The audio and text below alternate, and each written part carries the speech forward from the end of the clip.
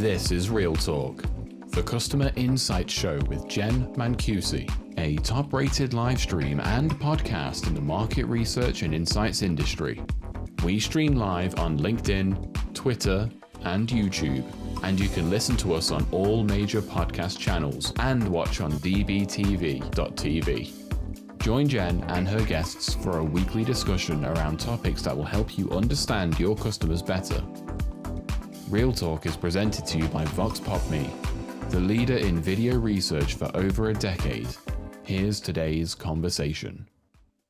Hello, insights professionals, marketers, and everyone who wants to understand their customers better. I'm your host, Jen Mancusi. Consumer insights are most powerful when they're used to drive decisions and strategy for a brand, which is exactly what MANSCAPED is doing to understand its customer. How the company trims those insights to make decisions is something we'll get the down low on from Monica Aguilo, who leads consumer insight strategy and social impact at MANSCAPED. Welcome to the show, Monica. Hi, thank you for having me, Jen. I'm thrilled to be here today. Really excited to have you. You know, I heard you present at Quirks a couple of months ago in LA, and it was a really fun session and really interesting to hear about what MANSCAPED is doing. I think there's a lot of unique stuff that you and your team are doing that I'm excited to dig into today. Thank you. Yeah, we had fun doing that. That was a really fun show for us. Yeah, that was a good one. So before we get into the topic, can you tell us a little bit about yourself and your career? Sure. Yeah. So I started my career in marketing with a little bit of sales mixed in there. I worked for large companies like Ford Motor Company, Procter & Gamble, and Nestle. And then I started consulting through my own company, Propeller, where we worked with local San Diego brands and a lot of D2Cs that have kind of skyrocketed to success like MANSCAPED. But I've always known that what I love about marketing is really understanding the psychology of the consumer and building that into a strategy for the business. So I was lucky to learn from some of the best marketers in larger companies, but I love working with the smaller companies and the smaller teams, just because you get to see it come to life so much faster. So today, I lead consumer insights, strategy, and social impact at MANSCAPED. And for anyone that doesn't know, MANSCAPED is the leading men's grooming company that disrupted the below-the-waist category. And I love helping the company with strategy based on consumer insights. We've built a really great consumer insights team here. And when I look back, it's pretty awesome just to see what we've been able to accomplish for the brand and really making it a truly consumer-centric brand from the beginning. Yeah, absolutely. And I think what you said, like the way that MANSCAPED has disrupted the category or maybe even created one that was sort of, I don't know, behind a curtain, if it existed at all, is really impressive. And I think doing that with the consumer voice kind of infiltrated through the business is really evident, right? You can see that really coming through, that you have a really good understanding of who your audience is, which is important. Yeah, we really try. We really try at MANSCAPED. So it's been a lot of fun. So tell us about how you go about, big question, understanding your customers and your target market. Yeah, so MANSCAPED does do a lot to understand its customers. As you know, this includes everything from our fabulous customer experience team that really interacts with the customer every single day, to our top-notch marketing team who really help keep the pulse on the consumer every day. But on our side in consumer insights, we've done a lot of work to truly dive deep into our consumers. And one of the first projects I did at MANSCAPED was research to really just understand growing grooming. I didn't know anything about it on the male side, and really understand what people were loving about the MANSCAPED brand. And I think this was really the foundational research that allowed us to build a brand strategy and the fed content development and product development. And I think I've really honed the process to go from insights to brand strategy that can be implemented with any growing brand. But since then, we've done hundreds of studies, both qual and quant, to really understand our consumer. The largest, which was a big consumer segmentation we did last year, to really dive deep into consumers' motivations and psychographics and really understand them better and build those robust profiles that make targeting so much easier and messaging so much easier. And I think one of the most fun things we did was just introducing it to all of the departments, all these segments, and letting them really get to know our core segments so much better. That was a lot of fun for us. Yeah, I can imagine how interesting the findings were on a lot of that work. And you mentioned like you've really honed in on a process of turning insights into kind of actionable brand strategy. Can you talk a little bit more about what that looks like, whatever you can share about some of your approaches there? Yeah, I mean, I think, it's really about trying to understand how to action those insights, and really trying to think about them from a marketer point of view and making sure that at the end of the day, it's something that the marketers can use to try to sell products, right? But yeah, I think it's really about just taking the insights and trying to make them really actionable for the company for whatever that might be, whatever the challenge or the goal is, and setting up the research from the beginning to really try to understand what you want to do with it. Yeah, I think that's a really key point is like actually not just discovering the insights and saying, okay, now what are we going to do about it? But going into the research from the start with an objective of how you're going to use it. We're going to make these kinds of decisions based on what we find. And I think oftentimes we kind of go into these broader based research studies that then we come up with a ton of data and a ton of information that we don't know what to do with.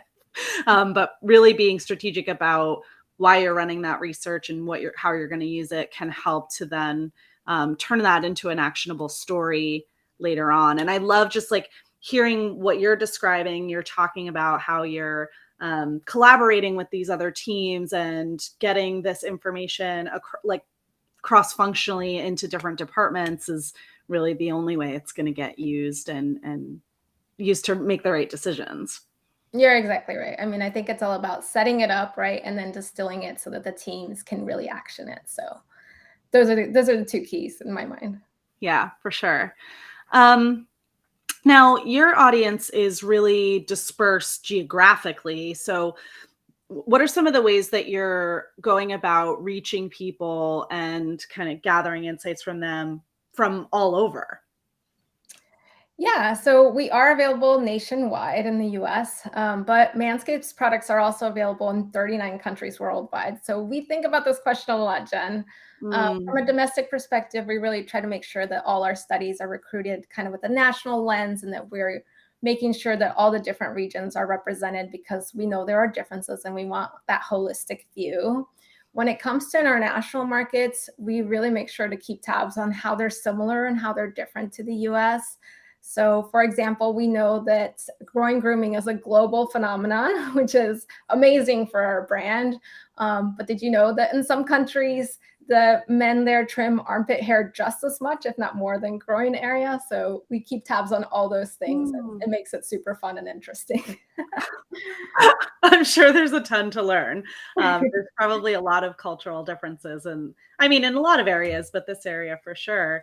Um, and I guess, like, how do you think about those, those cultural differences when you're working with a global brand and you want to in some ways create consistency and in other ways be really relevant to the markets? Like, how do you strike that balance? Yeah, it's not easy because yes, we want like kind of a consistent brand across the different geographies, but then there are cultural nuances, right? And so we have to shift some things. So we recently did a deep dive into Germany, and as you would expect, the Germans, were like, "We like your humor, but it's a bit too much for us." And they really wanted to hear more about the features and how they work, and like very like as you would I don't know, would imagine, like the German engineering aspect was like so important to them. Not that we're German, but that's what they're interested in hearing. So it is something that you have to kind of strike the right balance in each different geography and for each different culture. So we're working hard to understand what those nuances are. Yeah, I know that for a lot of, I mean, any global brand that exists is really struggling with, or not struggling, but really paying attention to those same challenges, right? Because um, you want to make sure that you are speaking to your audience in the way that is going to make them want to buy from you or want to interact with you. And so that means that there has to be some localization and you can there's a risk of going too far too, right? Yeah. And then totally disconnecting the brand in different markets, which I've seen that done as well.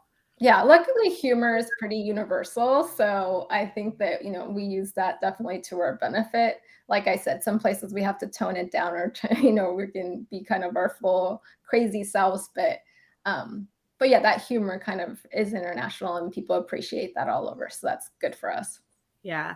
And this is an area that I'm really curious about for Manscaped specifically, because you guys have created a brand that has a really distinct brand voice that pushes boundaries in a way that a lot of other brands can't do or haven't figured out how to strike that right balance, right? And so not even in the context of the global nature, although that's certainly, I'm curious about that, but how have you been able to use consumer insights to help guide that really kind of punchy and boundary pushing brand voice, making sure you've not gone too far or identifying when you have? And, how do you think about that? Because I think that's one of the really unique things about Manscaped that a lot of companies maybe want to do or can't do or haven't figured out even how to understand the market perception around that kind of tone. Yeah, absolutely. So Manscaped does have a cheeky kind of direct sense of humor, and it's a huge part of our brand voice and really a big differentiator for us. And it really allows us to kind of stand apart in the crowd and helps us open up conversations about what were previously taboo subjects, as you can imagine. And it does, I do talk about this a lot because I think it is one of our biggest differentiators in the marketplace. Everybody can be innovative, everybody can be premium, but not everybody can be funny, and definitely not our brand of funny. So it's one of the things that we really fight hard to keep and to make sure that we are that we're doing it right? That we're doing it in balance with what we want the brand to stand for. But one of those taboo subjects that we are able to talk about with our brand voice is testicular cancer. And, I lead social impact. So this is one of our big causes. And I love that we've been able to use our platform for good and raise awareness and funds for our longtime partner, Testicular Cancer Society. And, in April, it is Testicular Cancer Awareness Month. So I have to talk about this. We have a big push right now to raise awareness for what happens to be the #1 cancer in men ages 15 to 35. So for all the men out there, remember to check yourself once a month. Please see a doctor if you find anything. It is a highly curable cancer, but you do have to find it early and treat it early. But getting back to your question, Jen, about going too far, I think that is a danger, and that is something that brands can and should be afraid of, because it can hurt your brand. And we want to be kind of on the edge, but not go past it. So when we feel something is risky, we really try to test it with consumers. And they're so honest, they'll tell you if you've gone too far. They really want you to succeed in the marketplace. And I'm often just so in awe of, like, you hold a focus group, you ask them the question, and they say it so simply back to you. You're like, oh my gosh, we've been overthinking this for like 3 weeks. We should have just asked consumers. But one example I have of that is we did a big campaign last year around BGE, which is big groomed energy. And as you know, we were borrowing from the cultural BD, which stands for something a little more direct than that. So it felt really risky for us. And so we tested it with consumers, and basically they said, hey, you're Manscaped, you can do this. It's not going to hurt your brand. Just don't make it your forever campaign. And that was it. We had our answer. It was so simple. So I encourage brands to put that creative out there, but test it. If you're worried, if you're scared, test it and ask consumers. They'll tell you the truth, and they'll tell you whatever you need to hear. So that's what we do.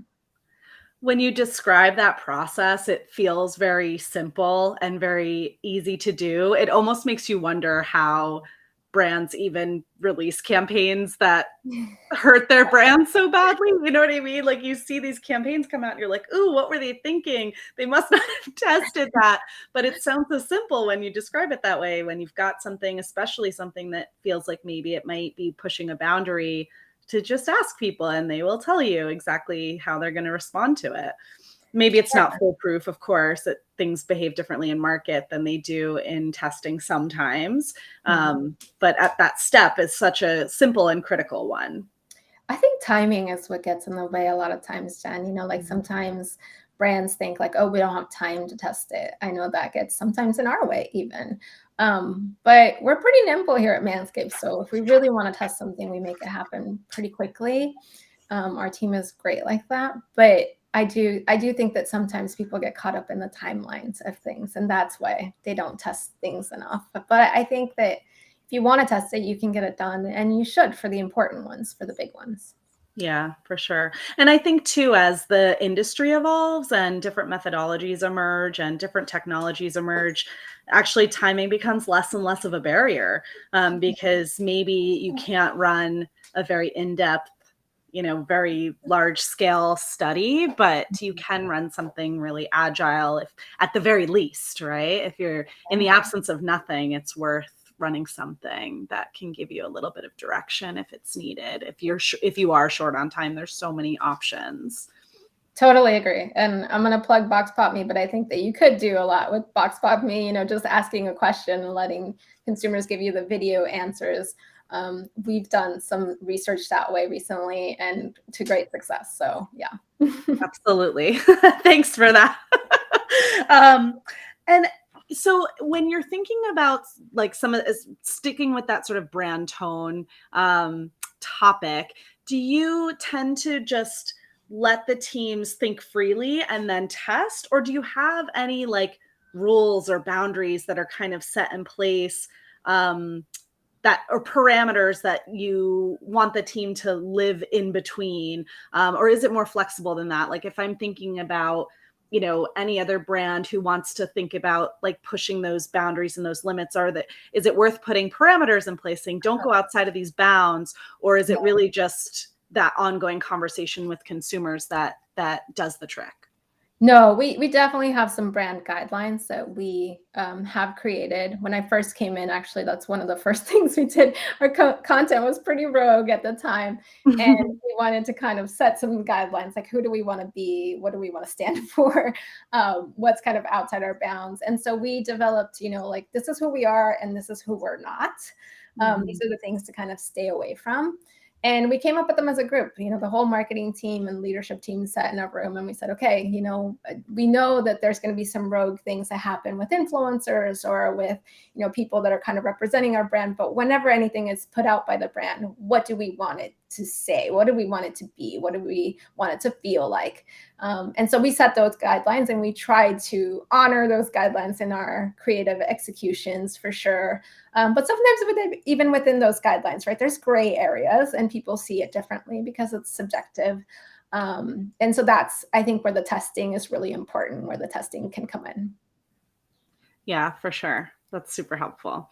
So then going back to sort of methodology and your process for running these insights, how do you think about analyzing the results and then turning them into that actionable recommendation for the teams that you're collaborating with? Yeah, so I've learned 3 things in this role that I think are really important. 1 is analyze it like a marketer. 2 is distill the insights like a CEO. And 3 is socialize the insights like a PR pro. So when analyzing like a marketer, I know what the goal is. It's to sell premium grooming solutions to men worldwide. So I'm always thinking about that when we're designing, running, and analyzing the research. I think like a marketer because I am a marketer, and I think that's a real strength in this role. So analyzing it like a marketer, because in the end, someone will always need to market it to sell it. And then distilling the insights like a CEO. So the CEO wants to have 1 or 2 big takeaways. And obviously you need to distill the insights for your audience, but start like by thinking like you're going to present to the CEO. What are the 2 to 3 big takeaways that you want them to have? What are the 2 or 3 big insights? And make sure you're distilling the information and telling the story in a way that leads them to those 2 or 3 big things that you wanted them to take away from the research project. And then finally, socializing the insights like a PR pro. Socializing is so important. I think now this is probably the biggest part of my role, and just making sure that the teams that need to see the data are seeing the data. We make sure to present every piece of research that we do to the teams that ask for it, right? And then we also do what we call a roadshow with our leadership team. So we do a distilled version of, hey, here's all the projects that we did this month, and here's some of the highlights of the research. And that's really important. So internal PR of the insights is really critical for our roles and to foster those conversations around activation. And so we really try hard to make sure that we are socializing the insights within the organization. And just a quick shout out to our MANSCAPED PR and communications team. They are so great, and I learned so much from them for what they do with external and internal PR, and they also prepped me for our chat today. So they're awesome. Awesome. Shout out to the PR and comms team. I love that. It's such a simple reminder of sort of who you're doing this for, right? Because I think a lot of times, we've talked about this before on the show with different guests, like if you're analyzing and distilling and presenting like a researcher, then you've got all this data and we can sort of nerd out on this cool stuff that we think is amazing. And ultimately it doesn't help the teams make the decisions that they need to make as a result, right? I think it was Brad from WWE who was the first person who told me we need to stop putting methodology at the beginning of our reports. Nobody cares how we did the research. We're not asking other members of our other teams how they're doing their job. Put it at the end if somebody cares, right? But I just love that kind of 3-step: analyze like a marketer, distill like a CEO, and socialize like a PR pro. And Tori in our comments is having the same reaction. I love that. And Tori Herman's on my team, and she's amazing. You should have her on your show next. Okay, we're coming for you next, Tori. Thanks for listening in. And I also I think I get this question a lot from our customers or just the network, like how do we, what are some creative ways to socialize the insights, right? And so what you talked about briefly about, we're sharing with the teams who asked for the research or who we were working collaboratively on that research with, but also you've got these roadshows with leadership, or there's other creative ways to get the insights out into the business. I think the more we share what we're learning about consumers, the better, right? Even if they haven't asked for it or it wasn't a specific question that individual had, it just creates this sort of ingrained understanding of people and empathy in other decisions that we might make that day. So it's really critical to find those creative ways to get the insights out into the org. Yeah, and I think, one thing you can do is really try to make them visual, right? Obviously, video is super helpful when you have it, but just making it more visual and reminding them that there's real people behind these insights. I think that's super important. And the other thing that helps me, I think, is sometimes internal PR can feel a little uncomfortable for me included. But I think I try to remember, like, I am, I and my team are the voice of the consumer. And so we owe it to them to make sure that the leadership hears what they had to say. And if we don't say it, they won't hear it. So that makes it a little bit easier for me to go out and do this. That's a great reminder to sort of be that bridge and be that voice for the consumers that you're serving. That's great. So how are you thinking about measuring what's working and what's not? Yeah. So, I mean, at the end of the day, we are a D2C company. So it is all about ROI, although we are going more omni-channel now.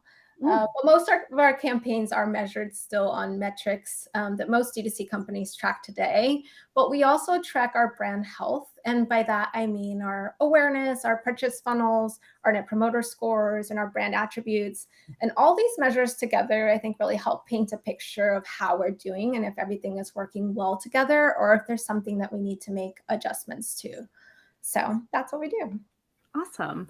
And how do you think about, like, even just the processes on your team? Like, is insights working? Is the function working, right? Like, how do you think about even the 3 things that you mentioned before of your process of analyzing like a marketer, distilling like a CEO, socialize like a PR pro? How do you think about, like, hey, is my approach working? Am I, is my team able to build those relationships and help those decision makers make the decisions that they need to make to then inform those metrics and those, brand tracking results and things like that.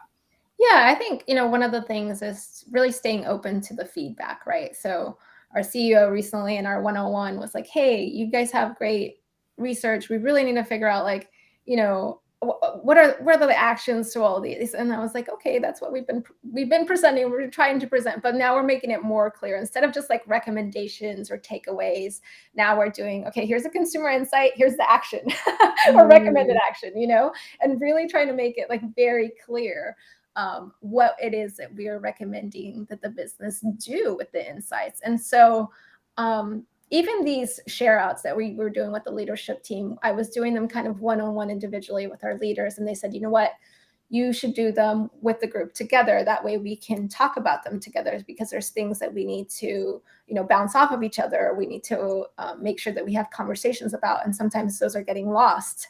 So just staying open to the feedback, honestly, and making sure that it's working for your organization.